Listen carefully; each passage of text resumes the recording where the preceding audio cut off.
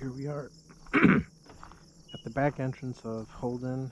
It is Wednesday night at about 8:20 p.m. It's a good night, cool. I don't know which way to go. We'll go this way for a while and then we'll turn around. We've got about an hour until sunset. An hour until dusk. So it'll probably be getting dark by the time we get back to the car. But I felt like going for a walk. It's another beautiful day. Beautiful evening. Didn't want to pass up the opportunity of getting out. You can hear the insects chittering away as usual. And here we are walking. It hasn't, it's been a while, I think, since I've come in the evenings. And I thought about just walking around without recording, but just felt a little inspired to do some talking. And I don't know about what, but maybe we'll figure it out. Or maybe we'll talk about nothing.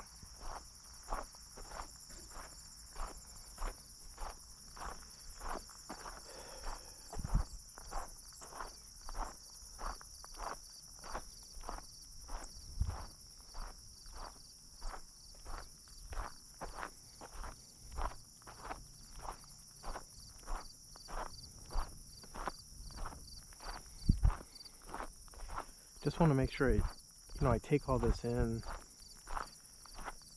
Every year in wintertime, it gets a little depressing around here because all this is gone. And it's, I guess I'm not a perfect person. In the wintertime, often really just can't wait until summer comes again. And this is summer. Right here it is. Right here and now. But I swear in previous years, sometimes I feel like in the winter, I'm like, I don't feel like I paid enough attention to the summer. Or like I wasn't out enough. Or I didn't appreciate it enough. Or I was too busy or preoccupied or working too much to actually stop and enjoy summer. I smell cut grass right now, which is a sure sign of summer. I did a lot of cutting today. I saw there was a guy on a tractor who was running around. I don't know if he came out this way, but this is all mowed. We might just step off the trail here, do some exploring. I got my boots on, so it can be it's a little stiff because there's more than just grass growing out here. But that's okay. We'll go over here where these wildflowers are. They don't normally mow this entire area. I think they're taking a slightly different approach this year. This is nice. I can see that it's clear all the way over there. So yeah. Another day has come and gone. Well, it's not gone yet, but it's going.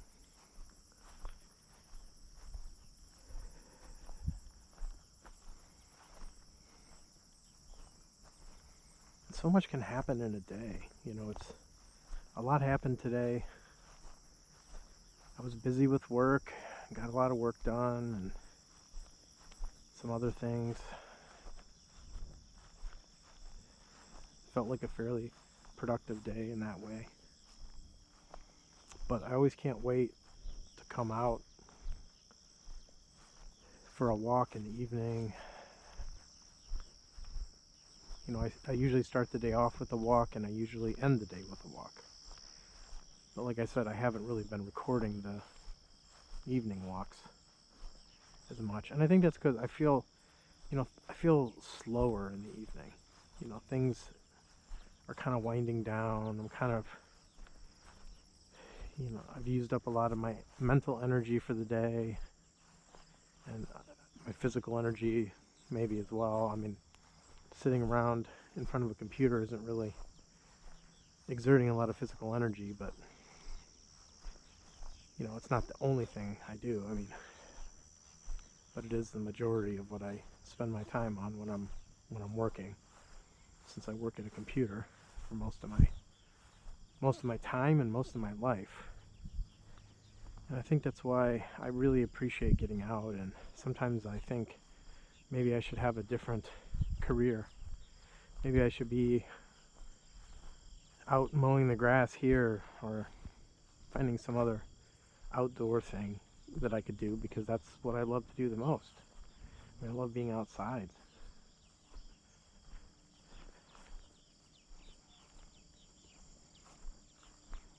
This field goes back quite a ways.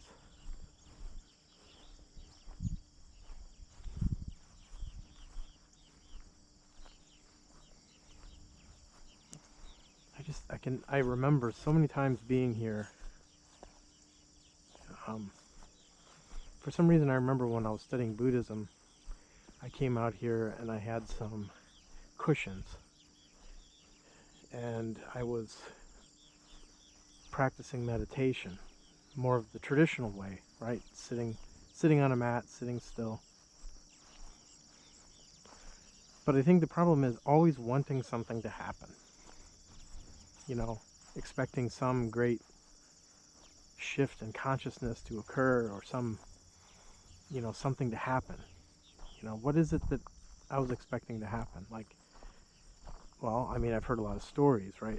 And about, like I said, mostly the jhanas. I think we've talked about this before.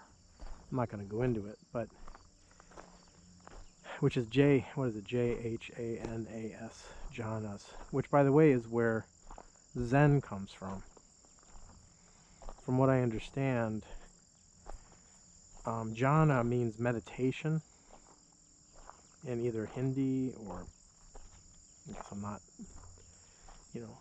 I think it's Hindi, maybe Pali, I'm not sure. And jhana, essentially means meditation. And then when it went to China, I think it became Chan instead of jhana. I think the name changed to Chan. And then by the time I got to Japan, I guess they couldn't say the CH sound, so it became Zen. And that's what I've understood. And Zen meditation, right, is a very, it is all about sitting still. It's about deep concentration. It is with a lot of focus on meditation. That particular type of meditation. But jhanas, the original jhanas, I guess, are a little different, from what I understand, than Zen. I mean, I studied, well, I guess I didn't study, I mean, I didn't run off to a monastery or anything, but I read some books on Zen, watched some videos, right, in my Buddhist stage, and practiced a number of things. Was it Shuriki? Suzuki? I'm trying to remember the name of the book the name of the author who wrote the book that I read on Zen. It's a good book. You read it, it sounds great. But it's funny that everything like that, it's sort of like you're always looking for something, you're seeking something. So you think by practicing whatever it is, Zen meditation, that you're going to achieve something. And I think that's what I found myself doing. I read a lot of books and I studied a number of things, and then there was always some sense that I was headed towards achieving something. And I talked about Ajahn Brahm, and he wrote a book, Meditation, Bliss, and Beyond, which is also about the jhanas. The bliss and the beyond part are essentially the jhanas, and he talks about it in several of his videos, and that you can reach a really blissful state of the mind through this form of meditation, deep states where you sort of lose all sense of yourself, sense of time and space. And I mean, it's attractive in a way to say, is there some other way of thinking, some other state of consciousness? Because this is the consciousness we mostly know, the normal waking consciousness. And these other techniques, I think, can alter consciousness temporarily in a way, and some people feel that's what they're after. That once you sort of go through that process, I don't know, it changes your perspective. I think it's very similar though to taking drugs, right? There's certain drugs you can take that can also alter your state of consciousness. But the issue with both of these, I think, is it's temporary, right? It happens for a while and then it's over. And then you're back to your normal waking state. And you haven't fundamentally changed anything, I don't think. And I think this is where I started realizing, like, anytime you achieve something, it's temporary, right? Like, it's always that way. And so, there's a lot to it. A lot of Buddhism focuses on meditative techniques. And like that. It's not the only thing. But there's a lot to it. And there's the Satipatthana Sutta, which is, in some cases, or in some circles of Buddhism, right, more the Theravada schools, which is the original. I think that's even what it stands for, like the original Buddhism. I have a whole book on that I read that, goes into that, and it's about observing. It's more so about mindfulness, I think you could say, like observing the body and mind, observing all the different components of your mind and your body. And it's like a recipe, though. It goes through all the different things you can pay attention to and suggests ways in which you should pay attention to them. And, I looked at that for a while as, okay, that's what I have to do. I have to study this and do it and hope for the best. And it's beautifully written, when you read it, and it's so enticing because it talks about this is the way and there's no other way, and, the path to enlightenment is this, and,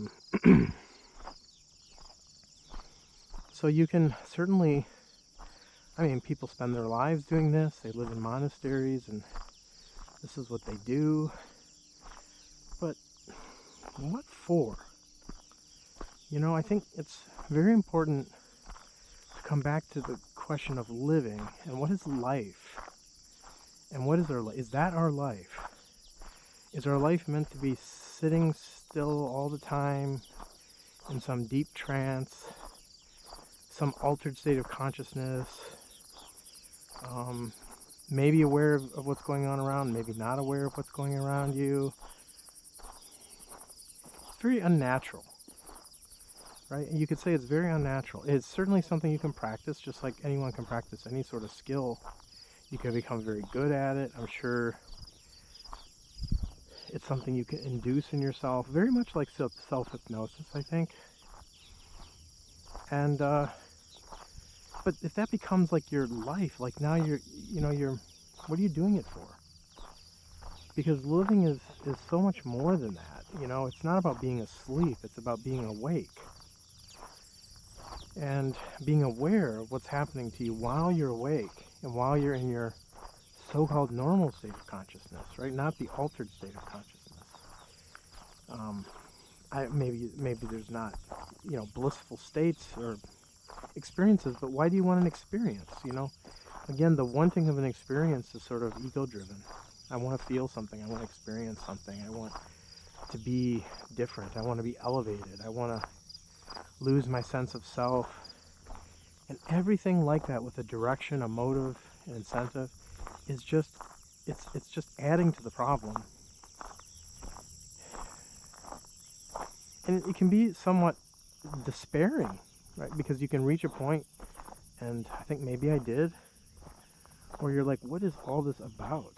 Like, what is, life and all these different ways of believing and thinking and practicing, and people do all this, and it can just become bewildering, right? Which path do you take? Which meditative study do you go down? Do you study the Jhanas? Do you study Zen? Do you study the Satipatthana Sutra or some other sutta or some other way? And everybody seems to feel that they have their own recipe for success. And it's like, how do you even choose? Right? Amongst the myriad ways in which, people claim that this stuff all works. It's kind of an extension of the way I felt my whole life about my upbringing and Christianity as well, which is that, I was brought up in Catholicism, but there's so many other different types of Christianity, and, I saw a lot of hypocrisy. A lot of people that say they believe one thing, but then act another way. So it didn't really give me a lot of confidence that, just going to church on Sundays and reciting things like that isn't living truth. It's sort of very self-centered. It's like some belief that if I do these things, God will bless me with eternal life or something, which is, a very self-centered way of looking at it. Like, you want eternal life, so what do I have to do to get it? It's like, wow. You want to live forever, right? You want something, and you're willing to do whatever to get it. Well, if the very thing you have to do to get it is let go of yourself, but you're not willing to do that, right? You still want to hold on to that self that's going to live forever in heaven or some place. And but that center is also what causes, leads to greed and violence and all these other things. But it's like they go hand in hand. You can't get rid of all the negative emotions without also just acknowledging that the self itself, which is the reason, the cause of all that, needs to go. That's like everything has to go at once. It's not, and it's not like, okay, I don't want any bad, I just want good things, and I don't want bad things. Well, nothing ever works that way. You can't do that. You can't isolate yourself from everything. Somehow find a perfect place where everything's perfect, which is what we think heaven is, right? We have this idea of there being this perfect place that you go to when you die, where nothing is bad, everything is good. And when you just think about that, does that even make sense? Because one thing we can see even about this world is that the good and the bad, the so-called good and bad, are always intertwined. You can't have one without the other. The very fact that we're alive right now means we can experience things, see things, hear things, walk through a trail in the woods. But that very same body that allows me to do all these things is subject to decay, subject to disease. I will get old. I will die. This is another thing. What is it called? The Buddhists repeat these things. God, I used to know this stuff, but my memory's fading for things that I just don't feel that are important anymore. But there's a recitation of 5 truths, that I am subject to decay. I will get old. Everything I know will pass away. Everyone I know will pass away. This body's impermanent. I can't remember them exactly. I did at one point in time know these fundamental truths, or I can't remember what they call it, but which is just a remembrance of all of this. But even that, to recite certain things, it's like a prayer at that point, or a mantra. You're reciting it, but do you really believe it? Do you really understand? Not believe it, see it. you see the impermanence of everything, which leads to all that. Everything changes, everything gets old, but this life I talked about, right, is subject to all those things, but it's also what allows me to see beauty, right? I can see beauty now in all this, right in the middle of all that negativity or that realities, right? The reality of life, that it is temporary, and the very fact that it is temporary, and it doesn't take away from like what's happening now. Like right now, I am aware. I am relatively healthy and walking through a beautiful trail before sunset on this planet, somewhere in the universe.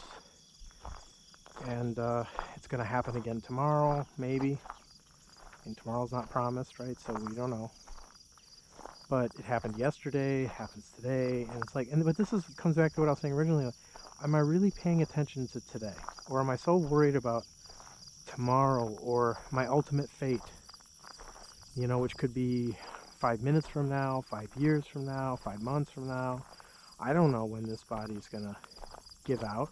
I do know it will give out at some point. That's a certainty. And you can't run away from that. I mean, death is like just a certainty. The death of this form. We know that. And so the only question is what happens to, you know, these memories? What happens to this awareness that I have? You know, does that die too? Does it go on? Am I reborn into another body? Does it go to a happy place called heaven? Does it, you know, jump into a mouse or an elephant? You know, is it somehow transferred, these memories and this essence that I consider to be me, this, if you want to say soul, is that transferred? What happens? It's a big unknown. Right? Everyone that tells you that they know, they don't know. No one knows. Right? It's a big unknown. The biggest unknown that we have, the biggest fear in our life is what happens when this body dies. Everyone has their theory for it. Different religions have theories. You know, some say nothing happens. You wink out. Some say you go to heaven. Some say you're reborn in other human bodies or even animal bodies or whatever, right? I mean, I don't know. There's probably a lot more ideas. But the key thing is all ideas, and they all came from people who were alive, not from people who were dead. I mean, you have the Tibetan Book of the Dead, right? The Tibetan, they have a very complicated belief system. Different stages. What do they call them? The bardos. The bardos. So these different like stages of death, you know, that occur when you're dying, or maybe are where we are now. You know, they have sort of a detailed description of like what happens when you die.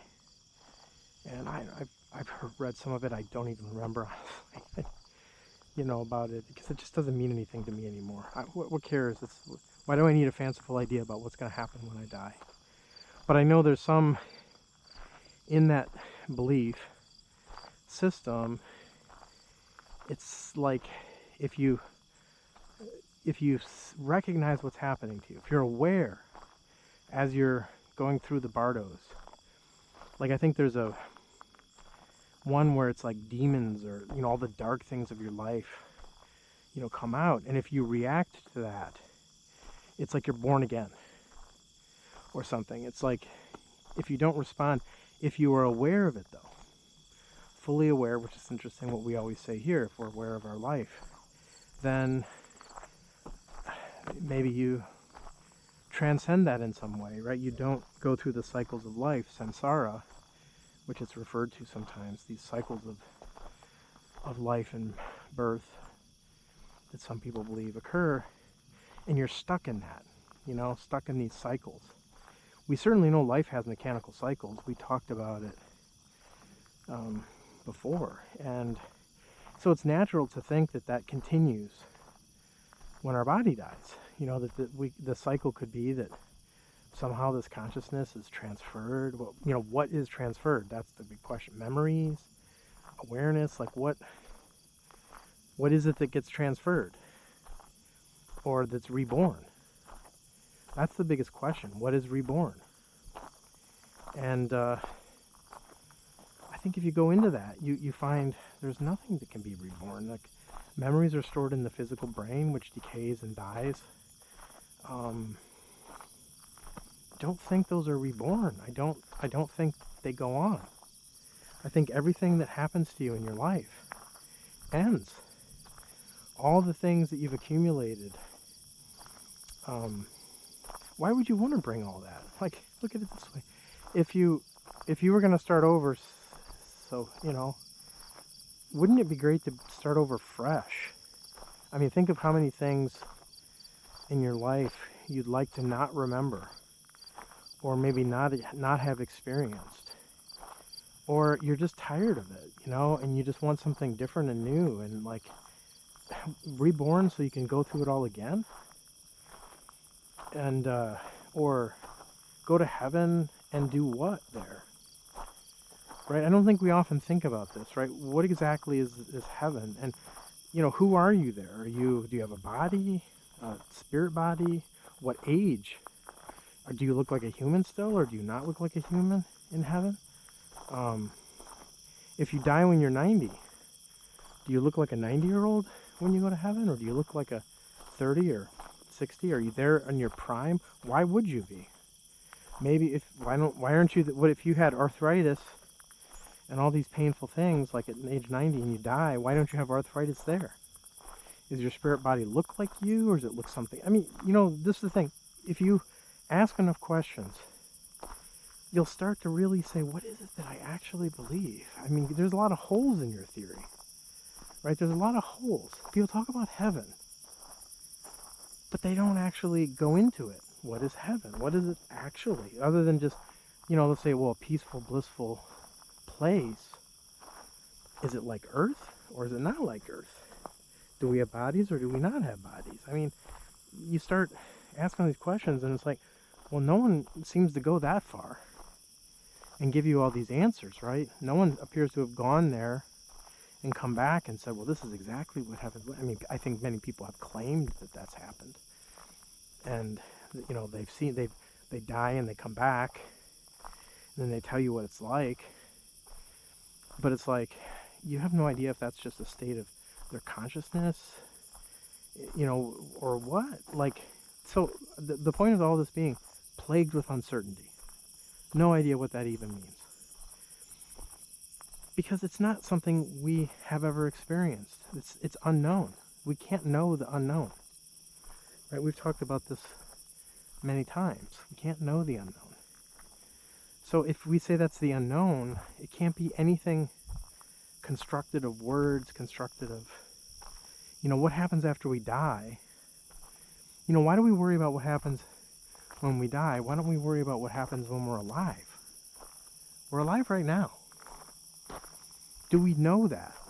Do we fully know what it means to be alive now? Because if we don't, why are we worried about what comes next? Worry about what's here now. Fully and completely understand. Like, that seems like a more attainable goal, right? If we even want to have a goal, to know yourself now, how you are alive in this body, with this mind, in this time, in this space, with these senses. Be aware of all that. Who you are now while you're alive. And then who knows what happens in that awareness. Maybe it, you know, maybe when you fully understand yourself, everything just makes sense. But again, why do we have to go that far? Whereas, what happens next? What do I get? What's the prize for knowing myself? Just know yourself. Why wouldn't you want to know yourself? Know who you are. Not because you want to gain anything, but just curiosity, right? Or just because it's the only thing you can know, which is what's happening now. That is the only thing. You can't even know the past. You can't know the future. You can only know what's happening now. So it's all you've got.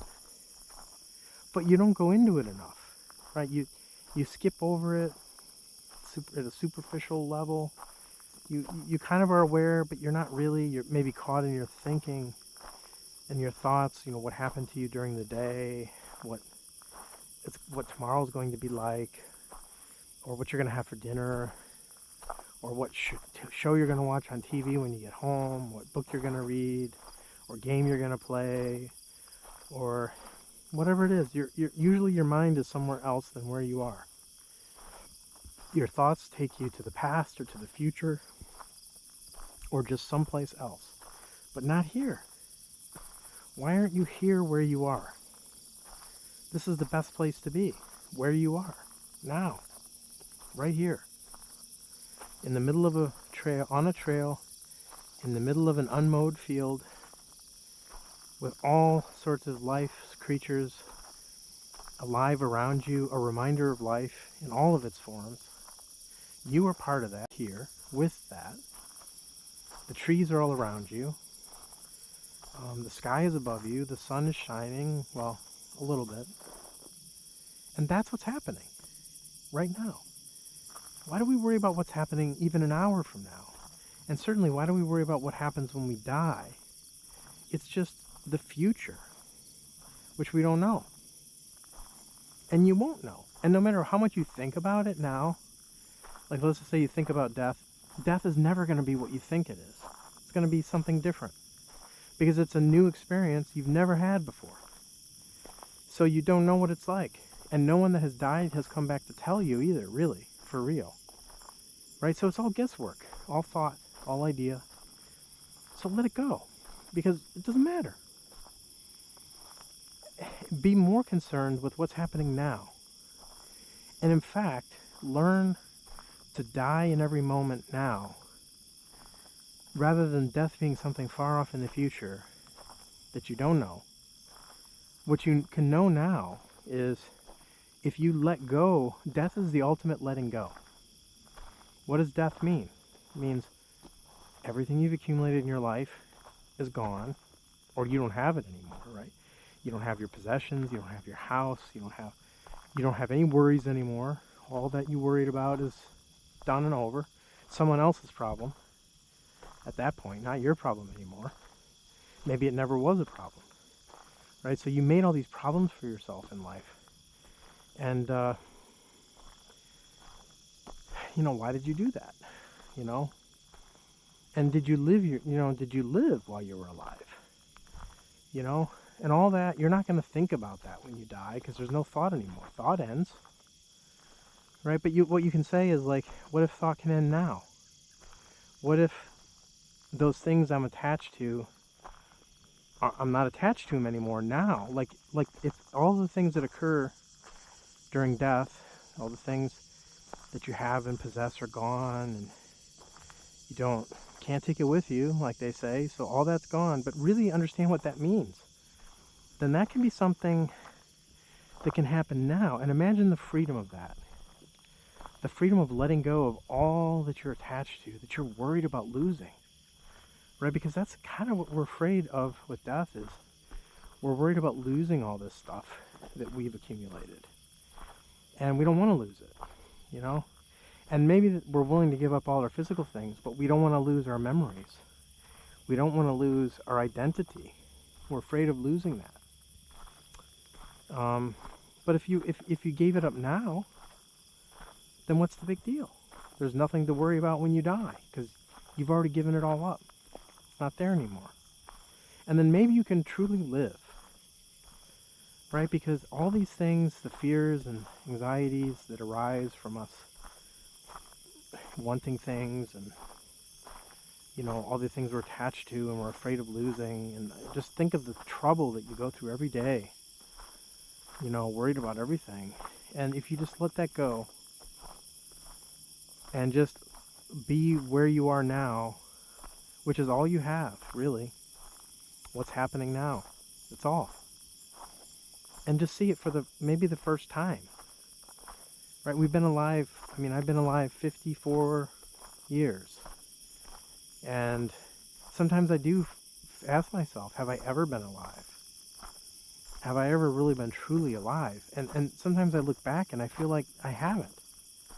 Like I've always been, no matter where I'm at, always kind of worrying about what comes next, what I'm going to do later, or, oh, the bugs are biting me, which they kind of are right now. And then I want that to stop. And so, okay, now then I want to get in the car, and, it's like never, in fact, just saying, do you know where you are now without any thought process occurring, aware of where you are? It's just words until you really are aware. And then it's like, yes, now, and there's almost a timeless state, right? Because if you think about it, if there's no memory and there's no future, which is really just thinking about what's going to happen, then all there is now, and it's not changing. The now's not becoming the past, or the future isn't becoming the now. Like we think of it as like a line or a flow or something, but it's just now.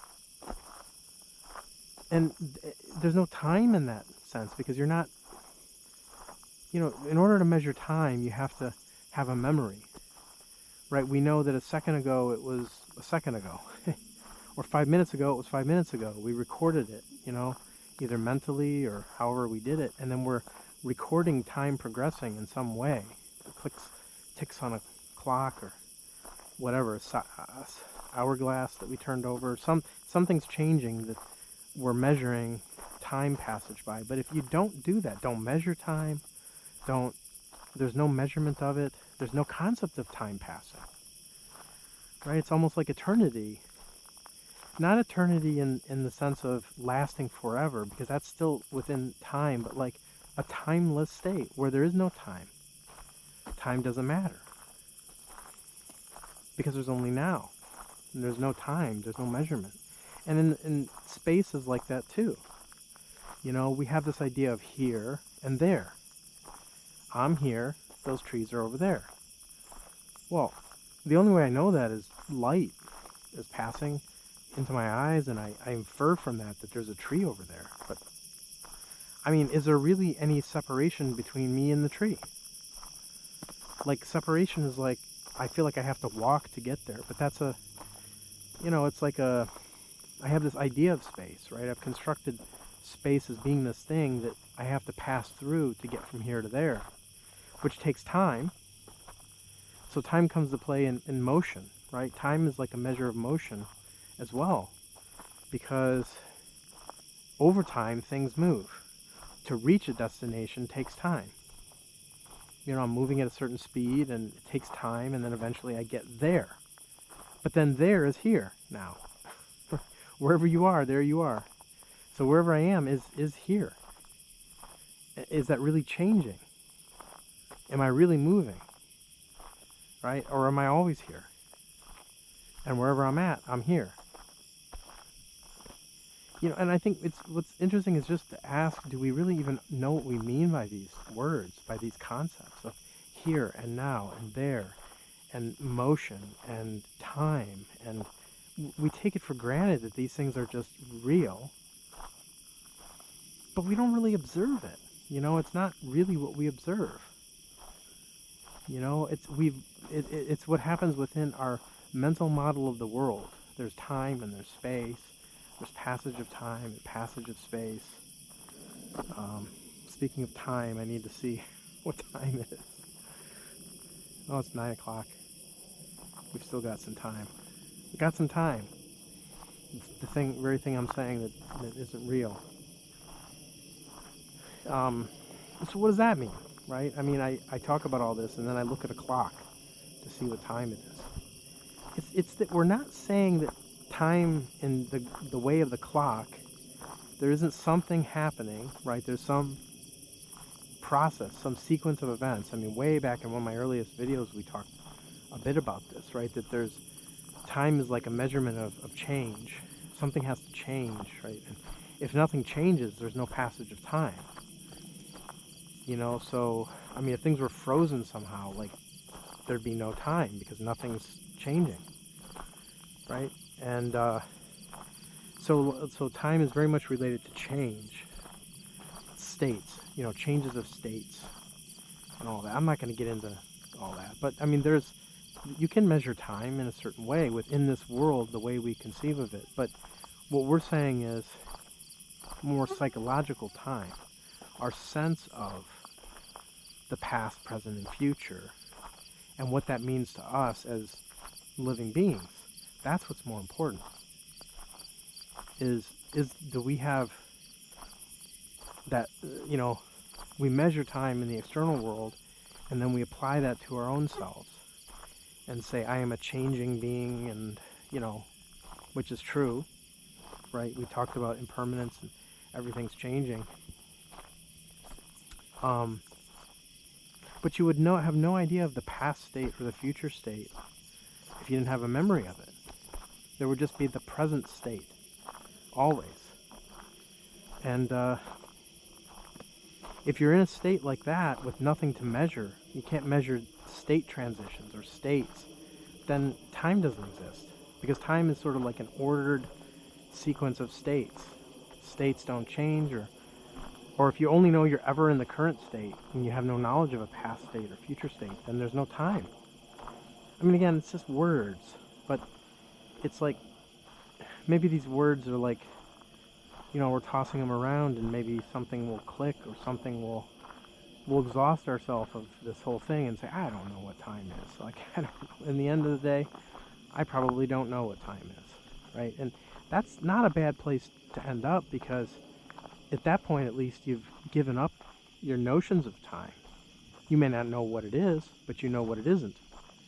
Or you've exhausted all your ideas of what it is and said, well, I guess the only way I'm ever going to know about time is to observe it. And we're kind of back to what we say all the time, that to understand things, we have to observe them, and not within, the confines of our, hold on here, I got to make sure I'm going to, our thought process. But checking the time here just to see, like, got to be out of here by dusk, and it's looking kind of dark.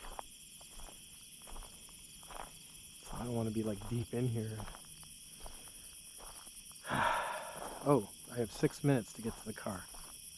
9:10 is the last light. It's 9:04 now, so we'll pick up the pace. Move faster, right? So time, I mean, isn't it interesting? We measure time, like, in all these ways. But, like, if you didn't have a clock, if you didn't have a memory, like, how would you perceive time? Differently than you would now, that's for sure. And so to see that it's very much tied to our mental state, our perception of time, right? That's what we're really talking about. Our perception of time. Not time itself. And we don't know what that is, really. All we know is our perception of time. We can measure space and we can measure things in certain ways, but what we're talking about cannot be measured in that way. Our sense of psychological time can't really be measured in that way. And so our idea of, like, being and becoming is all related to time as well. You can't become if there isn't something you are now, and then there's some different state in the future. That's becoming. So, I don't know. What do I know? Right? I know it's getting darker. I'm here. I'm aware. I'm aware of, I am aware of the passage of time. Today I'm aware that it was lighter earlier and now it's darker. I have a memory of that. That is my idea of time, because I can compare an image of the past with an image of now. If I didn't have that image of 40 minutes ago when we first pulled in, I wouldn't have anything to compare it to. No point of reference. And I wouldn't have any concept that time is past. And that's kind of what we're getting to, right? Is that, do you see that time and thought are connected? Do you see that our understanding of time, is very much related to our thought. And we've said always, thought is a reaction to our memory. And if you see all these connections, right, all these relationships between time and thought and space, and it's all we're talking about is just seeing that more clearly, not concluding anything or what is beyond time, not imagining what is beyond time and what is beyond space, but just seeing what it is that we say these things are. That's all. That's all we can do. I mean, I think we always come back, we always end in the same place, which is pay attention, observe, because it's all you actually have. You have nothing else. That's it. Everything else is sort of illusory, or built up, accumulated in this brain. And the only thing we have that's pure in some way is this pure observation, an awareness of now. Doesn't require memory. It's not a function of memory. And that's to see that. Can you see that? That there's awareness that isn't memory. Because then we're on to something, right? I mean, thought now is getting excited because maybe it thinks it's going to figure this out. But it can't get involved. Right? Thought can't get involved. It has to stay in its place. In its proper place.